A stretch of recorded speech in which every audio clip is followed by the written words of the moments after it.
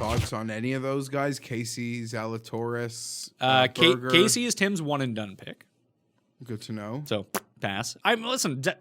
All these guys can definitely win. I like the Cantlay Berger range, but I don't want to make too many bets here. But if you're like torn on Cantlay Berger, wouldn't that be a hard lean to Berger for double the number then? I think so, yeah.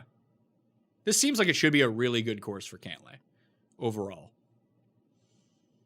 In general, yeah. California has had some nice results for him. He's probably going to be... But you know me. I rarely bet Cantlay anyway, and laying a 10-1, not really my bag. It's funny, though, because everyone's going to be at Riviera next week, and let's say Cantlay just plays very well this week, doesn't win. He's going to be... 20-1, 16-1. Right there, yeah, probably closer to 16. He deserves to be. Like, the sneaky thing about Cantlay, when you look at him, like, Xander gets all this pub, because, he's number 4 in the world. He's an excellent player. Cantlay keeps winning.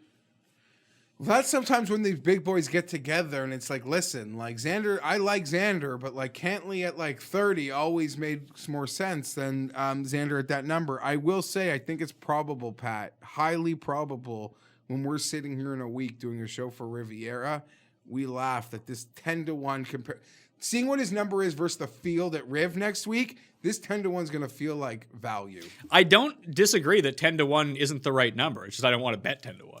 100% agree with that. I'm just saying when we look back, like remember we got like Cantlay 16-1 versus everyone at Rev versus 10-1 versus no one here. It's gonna feel like value in a week. I don't think I'm gonna be able to pull the trigger. I'd rather bet Berger if I played that. Yeah, but I'd rather bet Day and Molinari. You can bet Day and Molinari for the price of 3 Cantlays, basically. If Cantlay is 10-1 and both those guys like average out to be 30. And you can get better numbers like Day is 30 and Molinari's 33.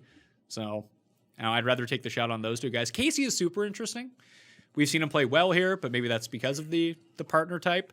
Also that year that he played with Phil, him, Streelman, and Phil all started like in the same rotation of courses.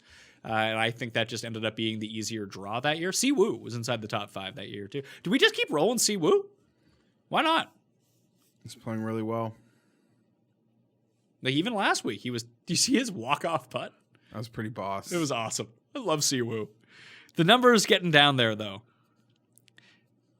And when you look at the winners of this event, it's basically 30-1 and below, like 15 to 30-1, or 150 and up. Like the mid-range doesn't really do anything at this tournament historically, which I always found kind of funny.